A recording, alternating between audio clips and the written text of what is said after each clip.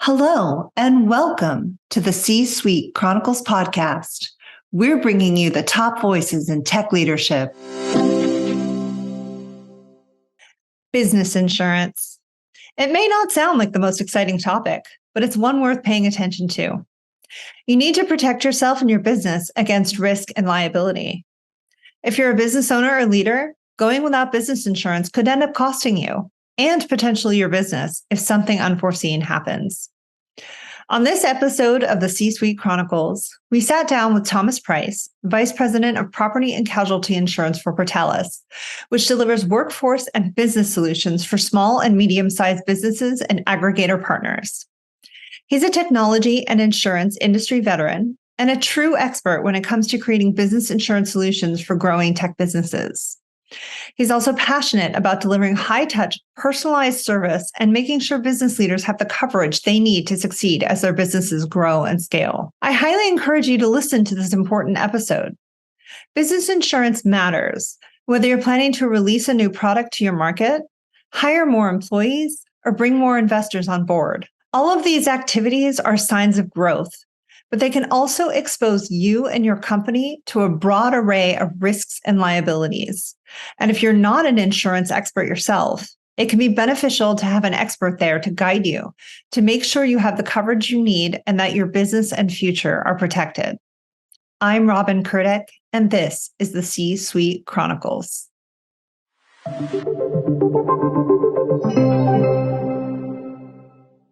Tom, it's so great to have you on the show today. Welcome. Really excited to talk to you about business insurance. I think it's a topic that our audience hears a lot about, but maybe doesn't know a lot about. So super excited to have you on today as our subject matter expert.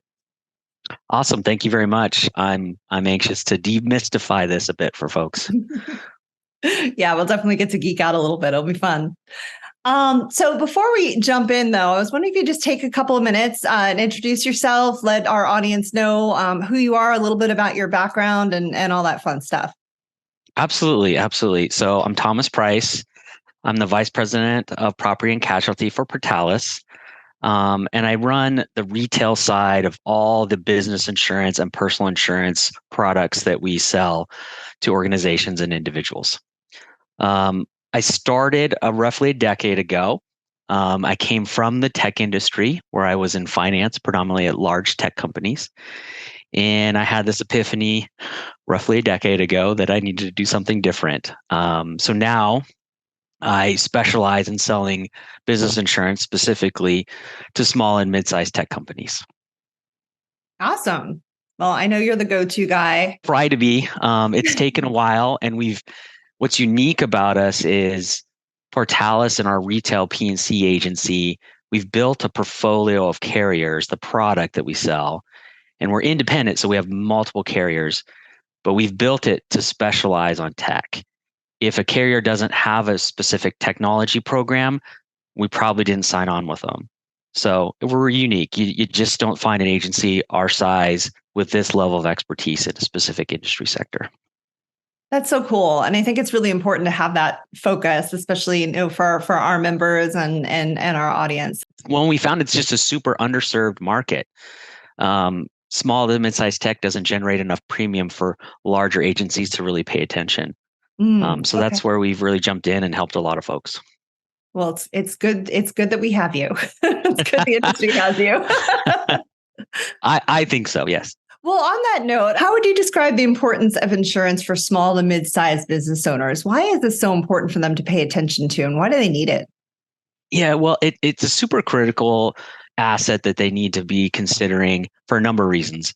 Some entity, a bank, a client, some other entity is going to be asking them to go find coverage, specific coverages that are unique to the tech world as well.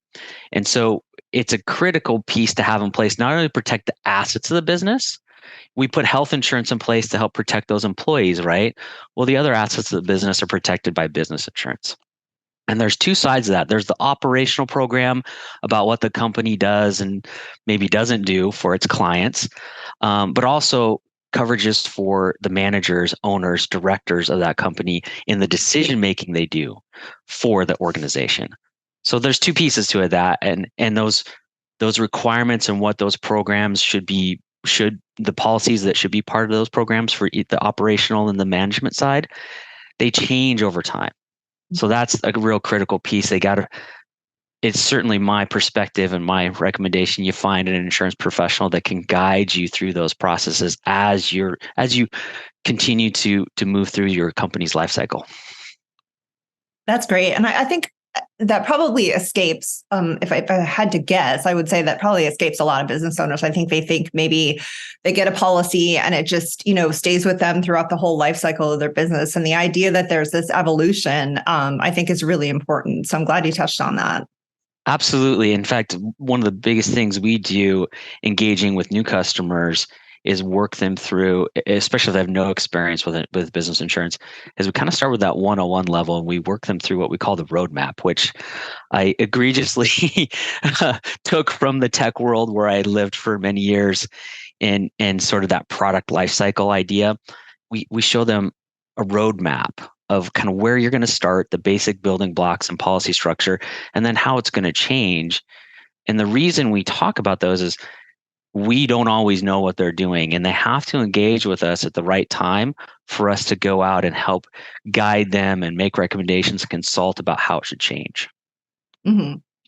Yeah. How do they know? How do they know it's the right time, or what do you mean by the right time? Fair, and that's part of that roadmap document. We plant some flags or triggers that, hey, when this happens, when you go on a hiring spree, we should start talking about employment practices, for example.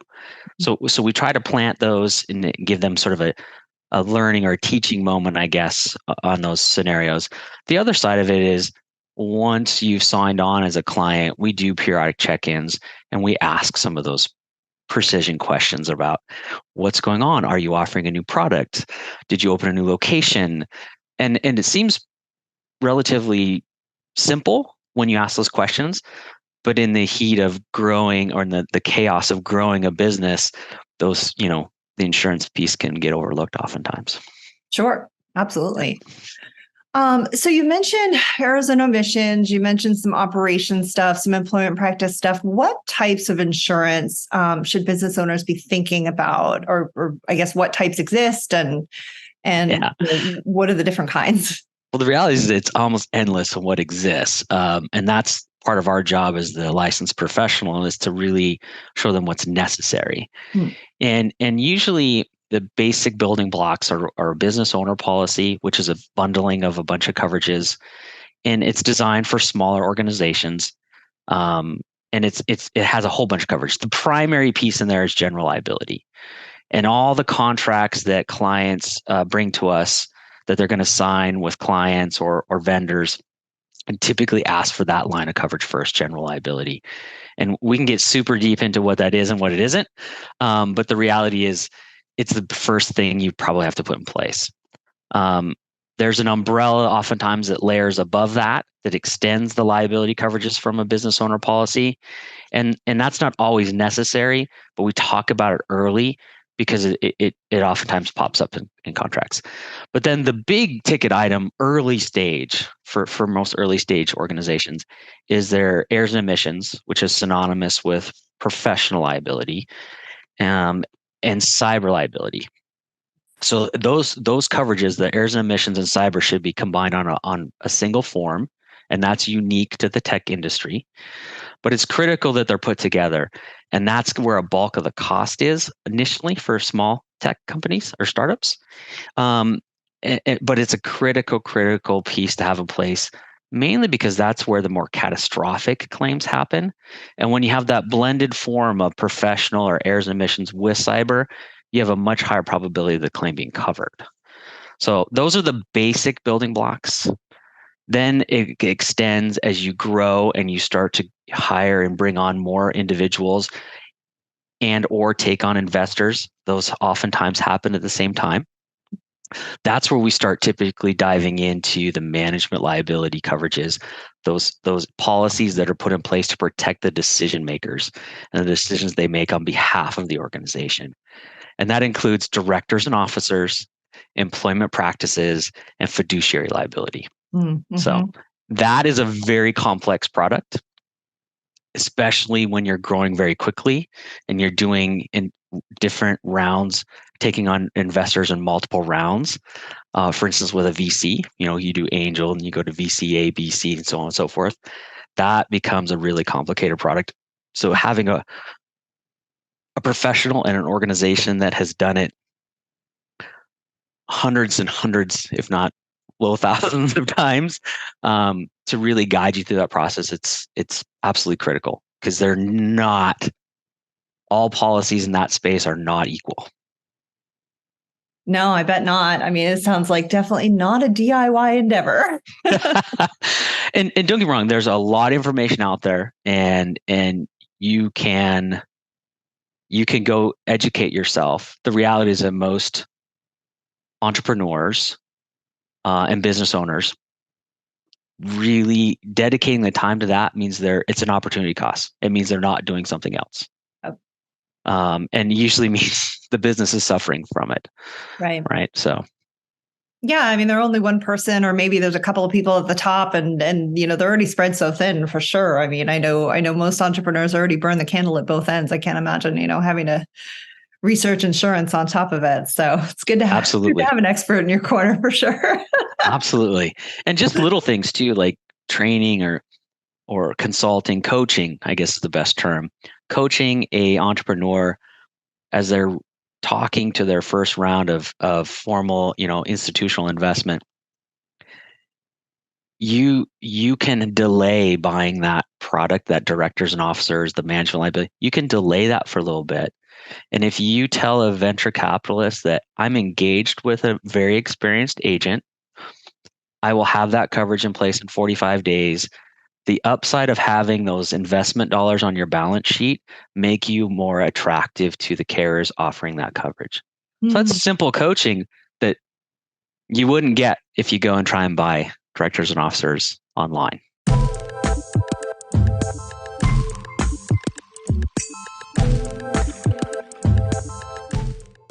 What are some common misconceptions that you hear that business owners maybe have about business insurance? Oh, the number one is coverage. Let's just use professional liability as the baseline here. All professional liability is the same. So I'm going to focus on what it cost.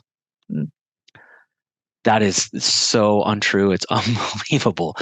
It is not a commodity. It is not the same. And it varies dramatically. And just from the simple standpoint of not being classified correctly, because insurance companies want to classify you in a specific industry sector and sometimes a subsector of that. And getting into the right policy forms will ensure you have covered claims. If you're buying solely on price because the name is the same as what the contract says I need, and it's the cheapest price, you have a high likelihood of being uncovered. Right. And I'm sure the cost of that is astronomical. It tends to be, yes. And then those decisions, when operational coverages like general liability, professional liability, when those are not done correctly, now boards and owners have exposure. Why didn't you do your due diligence? Why didn't you go find the right coverage? Yeah. Right. Which exposes them even further. So it can be a slippery slope for sure. Yeah, for sure. Nobody wants that kind of exposure. Yeah. I guess the second piece that I put in there is we have a unique agency in that we focus on small to mid-sized tech, an underserved market. And there is, just like all technology, there's InsurTech, and that there's a healthy investment in InsurTech and trying to streamline the insurance process for early stage technology companies. And so you can go and Google those companies and you can find them quite easily. And they've done a very fine job of their data collection, the information that's needed to quote, and the efficiency or expediency in which they give you a number. And that feels good to most people because they feel like they're getting some traction on that process. What happens is later down the line, when you run into an issue with a new contract, or perhaps you need someone to decipher whether or not the program actually has the right coverage to satisfy a contract, those insurtech companies tend to fall flat. They don't have the service model to engage with the client in an efficient manner to answer those questions. It feels real good because it's fast to get you a number, but they fall down when it comes to the real service work that needs to happen as you continue to grow as a company. So that's where we really step in, and we actually build teams, and we call them pods. Again, I stole this from the tech world, from their inside sales organizations. We build pods, and so you have multiple people that you can rely on that are licensed and can answer those questions in a timely fashion and guide you through that process. So you aren't left in the cold when you have questions and you're trying to get an answer, and you're trying to secure a contract, things like that. Yeah. It sounds like, these things are obviously not one size fits all. Every company is unique. Every owner's needs are unique. And so, it makes sense to have that sort of more personal approach rather than, like you said, the buy it online, easy peasy one and done thing. It's just, that's not, it sounds like that's really not the way to go. Well, admittedly, the insurtech world has actually created a new pipeline of customers for me, because people go and buy it there. I've never talked to them before. These new organizations get online, they buy these programs, and then they're left going, gosh, is this right? Is it wrong? And then I get a call, and I step in and I audit, review what's there, compare that, and build a matrix of the requirements. And then all of a sudden we have a very intelligent conversation about, here's where you are, here's where you need to go. Right? Mm-hmm. That's the genesis of that roadmap that I was speaking to earlier.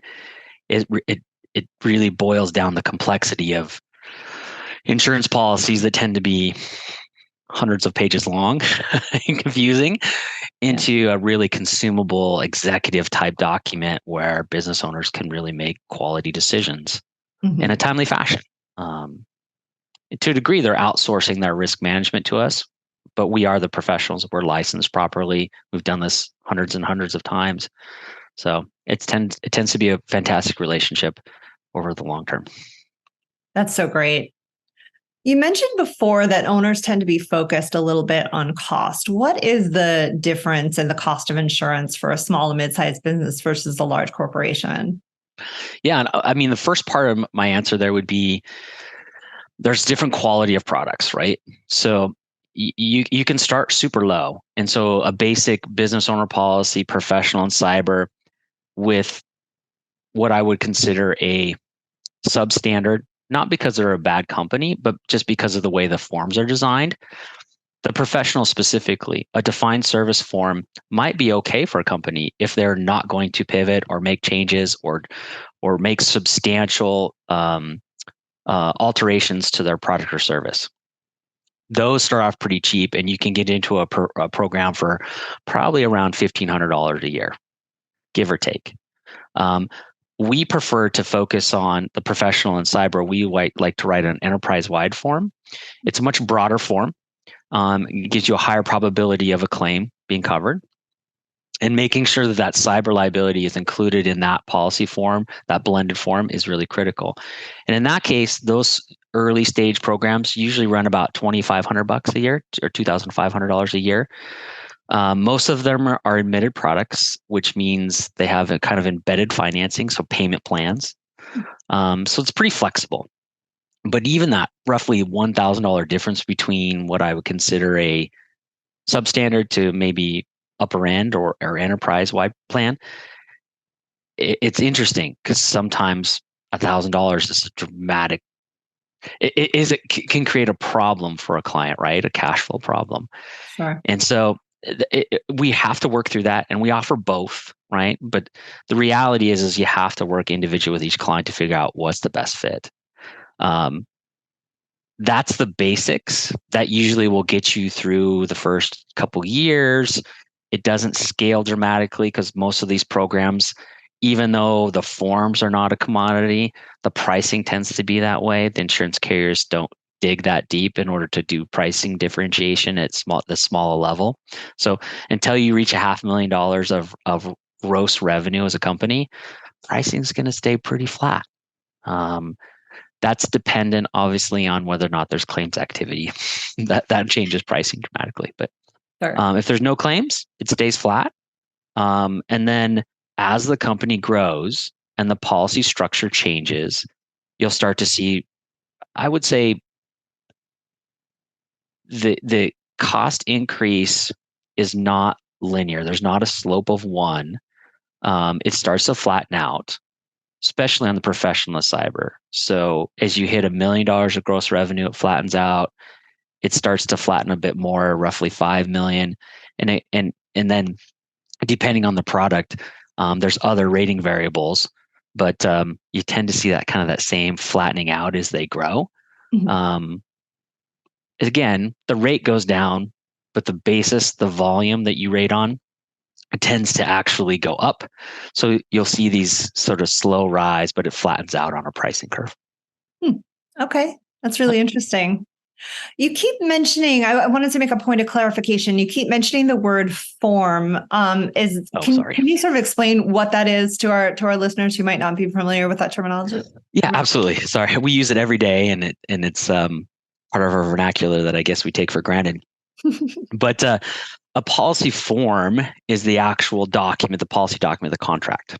Okay. And there's a couple of provisions that people need to know, like their application that they fill out, if there's one required to quote, actually becomes part of the contract as well. So that's exactly why a client has to sign sign the application, and there's a warranty statement. Okay. But then the insurance form, the contract in itself, it's actually structured very similarly across any type of policy. But it essentially has different portions, and it's essentially a contract because it's written by attorneys. And it starts off with the declaration page. So it gives you a summary of what's there, how much coverage is there, what it costs, what the effective dates are, who the carrier is, general summary information. And then it goes through a specific format on what they're going to cover, the insuring agreement. Then it has definitions. Then it has endorsements that actually change the insuring agreement.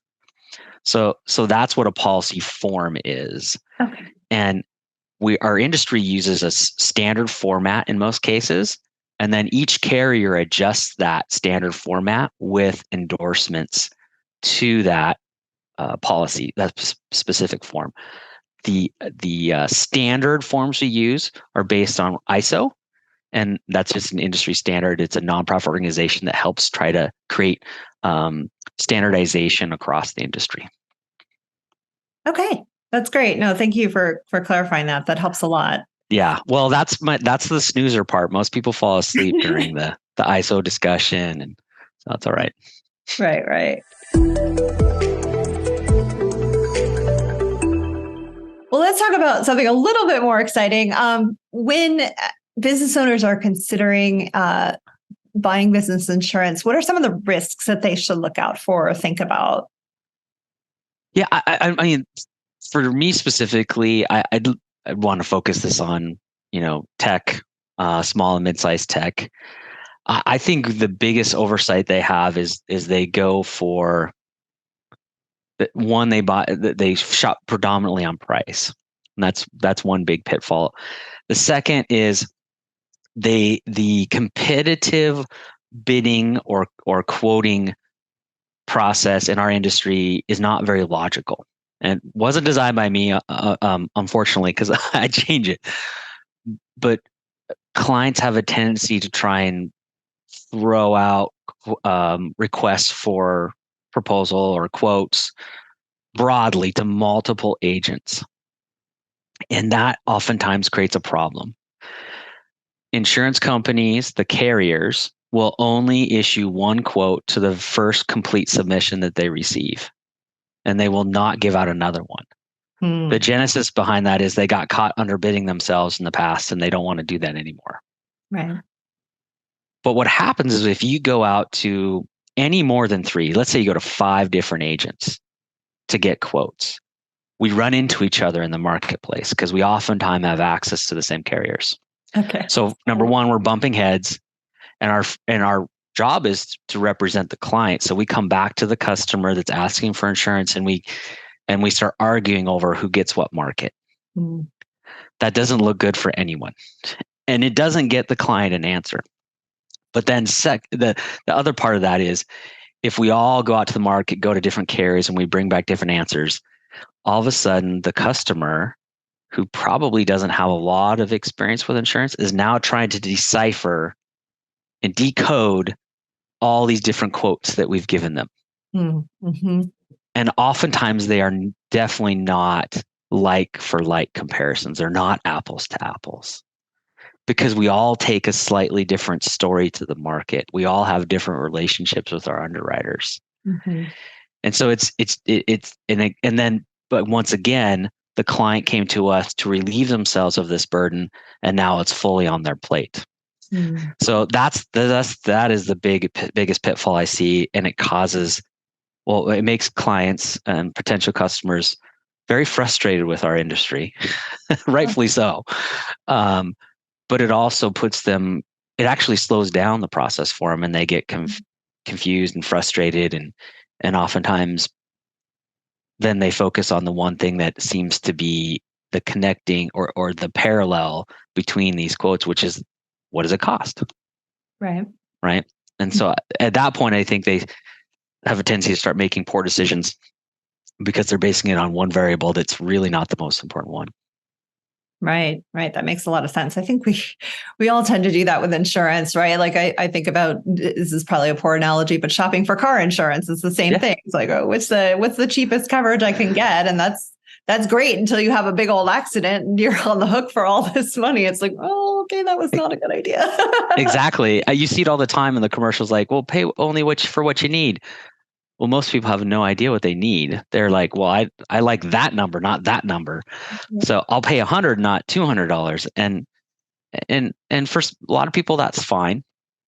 But at the end of the day, you don't need it until something bad happens, unfortunately. Mm-hmm. Right. Yeah. It's the industry is old as it is, it's not going away. And so learning or having somebody in your corner that's knowledgeable, been through it enough times, understands it, and can guide you as best as possible and give you the right decision points. That's the goal. Even on personal lines, we do that as well, right? And that's another podcast in itself. But that's another interesting piece. In fact, it's one piece that I'd add to this, which is what do they overlook? Business owners overlook their personal insurance. They build this program for their business, and then they ignore the personal. And you can do something, it's not common, but I've seen it. You can make a mistake personally that is so catastrophic that there can be judgment against you that forces you to liquidate or exit your business to some degree in order to rectify that. Oh, yikes. And boy, does that make your other business partners really upset. I can imagine. Yeah. So that's a key piece. We talk to small business owner about a lot. Hey, we have your business insurance, your commercial program in place, solid. Let's take a look at your personal, because they should work in concert together. Yeah. So that one doesn't bleed into the other. Right. Well, that's a good segue into my next question, which is, once a business owner has business insurance in place, how often should they be reviewing their coverage? Bare minimum, because the programs will be annual renewals, so bare minimum is once a year. Okay. And besides that, it's really dependent on the customer, how frequently they want to have that conversation. In a typical cycle, we will do at least 2 touch points in a year after a program is in place. It's usually 90 days after it's in place to make sure everything's okay. Bills are getting paid, certificates are being issued, the servicing piece and relationship starts to foster. And then it's it's roughly 90 days out from renewal as well, are the 2 minimums that we use. It can be more frequent than that. Mm-hmm. And for an organization that is growing quickly, it very likely is more frequently than that, maybe quarterly. Okay. If you really want to talk about insurance, I will meet with you weekly. I don't have any client that have ever accepted that offer. Oh, really? That's shocking. Yeah, shocking, isn't it? Like, and don't get me wrong, like they put a program, and the upside is like we are super confident and competent in putting programs together that will scale. So the purpose of a lot of these is we're going to estimate what we think performance will be over the next 12 months, and that program is designed to cover that 12 months. Now, if something else happens, we do talk about like touch points that we need to know about: taking on investors, acquiring another firm or being acquired, mergers, those types of things, where that in itself, the natural process of an acquisition, tends to push you our way at some point, because the attorneys involved are like, hey, go make sure the insurance is okay. Right. And so we get engaged in those conversations, usually in an appropriate timeline, but sometimes it's a little late. But yeah. Better late than never, I guess. Yeah, fair. And you know, there's never, I don't know if there's perfect timing really in insurance. Because it is a risk transfer methodology, right? Where you're trying to hedge for anything that might happen during a specific period of time. Mm-hmm. But yeah, we try to be as perfect as we can. But I very often coach clients on insurance is not about perfection. It's about minimizing the margin of error.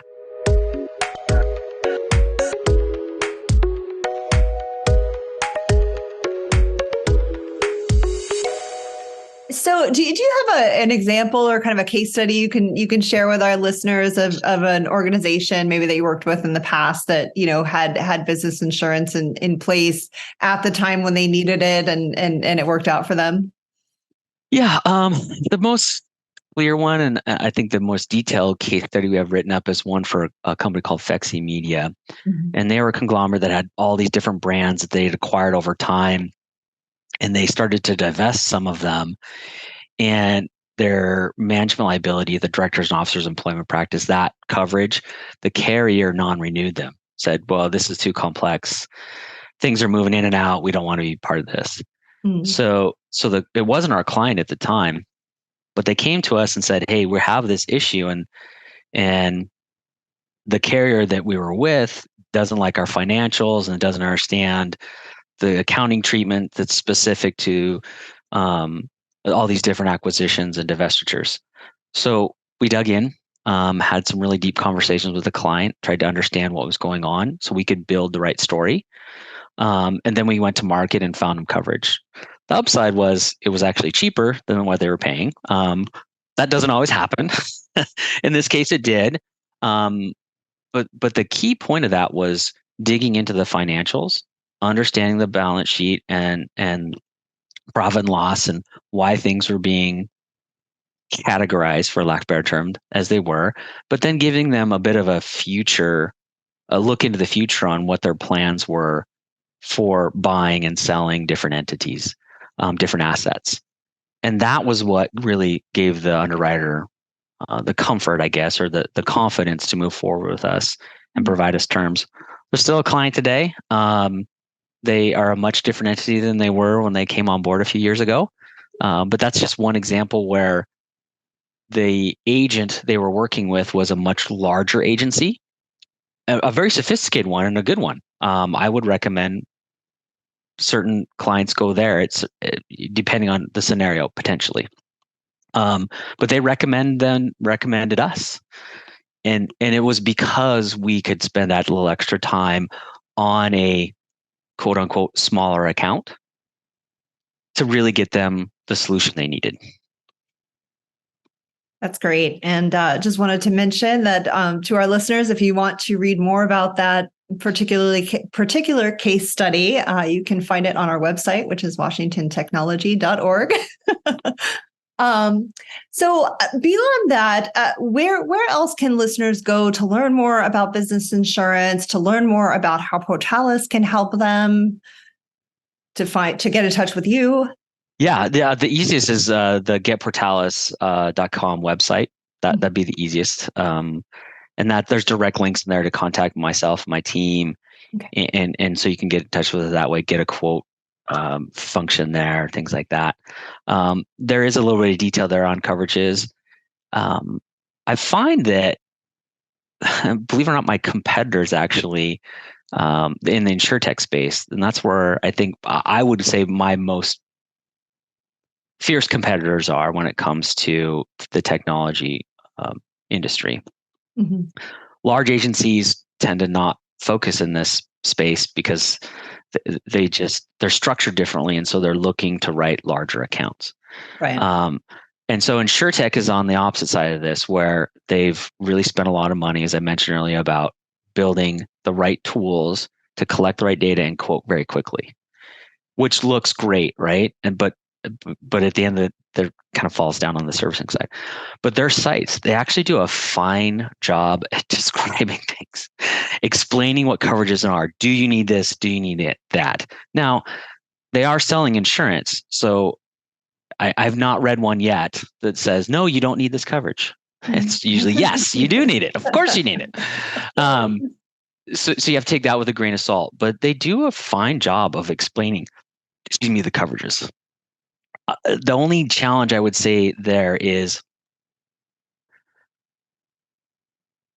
what they're saying the coverage is and what it should do doesn't necessarily translate directly to the policy that you purchase. Okay. The forms change. Those endorsements change the policy and can render it, in some cases, completely worthless. A directors and officers policy is a great example. If you have a bankruptcy exclusion endorsement on that policy, the number one D&O claim is from bankruptcy. So if there's an exclusion on there, the number one claim across all D&O policies of all time is not covered. Well, geez, it was cheaper. Okay, right. But you get my point, I think. And so as much as I think insurtech is a great competitor because it's helping me get better. It's helping our agency get better. They do a great job of explaining these coverages, but just be mindful that what you buy isn't necessarily what you read. Right. Right. I think that's why it's so important to have that personal one-on-one service and really have those touch points built into the process. So that's certainly my stance. I really believe in that. It's funny too. I've had multiple interactions with clients where they're like, well, when's the right time to buy? We're just getting started. We don't even have a viable product, or we don't have a minimal viable product yet. That's 3 months out. Okay. Or, hey, I'm going to have an investor in 3 months. And I've had potential clients literally fall out of their chair when I say, yeah, you can kick it down the road for a while. Come back to me in 90 days and we'll get cranking on this. But I tried. I was a consumer before I was a seller of insurance. And so I try to bring that lens. And I am an entrepreneur. I helped start this business. And knowing what I know now and the process I went through and being on the buyer side, I have a different lens, and I try to use that every single time when I have a conversation with a client. I think that's so helpful. If you can put yourself in your client's shoes and really understand what they're going through, I think there's an extra layer of service there that's really unbeatable. It differentiated us for sure. And not everybody wants that, and that's totally fine. If someone's more interested in treating it more like a commodity and it's a buy it and move on, then great. There's a lot of great solutions for you out there, and you'll find that pretty quickly if you Google search it. Well, awesome. Well, Tom, thank you so much for your time today. I think this has been great. I think our listeners are going to learn so much about business insurance. I know I certainly did. So again, thanks so much for your time. Absolutely. If you liked what you heard on today's podcast, please subscribe on Apple, Spotify, and please share this content with your peers. on your social media channels, and in other ways that it'll reach as many people as possible. Our goal is to help more founders achieve success more quickly, and the best way to do that is by sharing our collective knowledge. A rising tide lifts all boats, and the more the WTIA tech community can help and support one another, the better.